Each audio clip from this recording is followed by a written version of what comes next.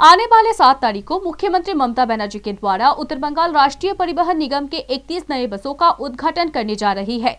इस पूरे विषय को लेकर सोमवार उत्तर बंगाल राष्ट्रीय परिवहन निगम के अध्यक्ष पार्थप्रतिम राय के द्वारा पत्रकार सम्मेलन करते हुए पूरे विषय की जानकारी दी गई।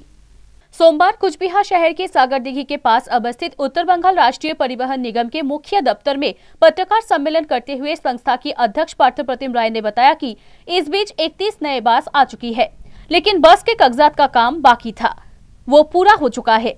वहीं आने वाले 7 तारीख को कोलकाता नवान्य से मुख्यमंत्री ममता बनर्जी के द्वारा वर्चुअल उद्घाटन किया जाएगा।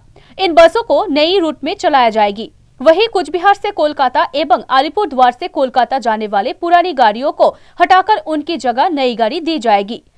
इसके अलावा विभिन्न रूटों में इन गाड़ियों को चलाया जाएगा।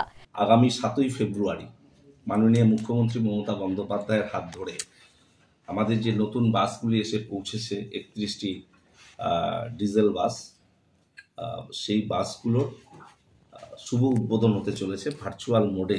মাননীয় মুখ্যমন্ত্রী মমতা বন্দ্যোপাধ্যায় কলকাতা থেকে এটা উদ্বোধন করবেন। শুধু এনবিএসটিসি নয়, এর সঙ্গে আরও কয়েকটি আমাদের রাজ্য সরকারের এসটিইউ এর কিছু বাস উদ্বোধন হবে। তার মধ্যে আমাদের এনবিএসটিসির 31টি বাস রয়েছে।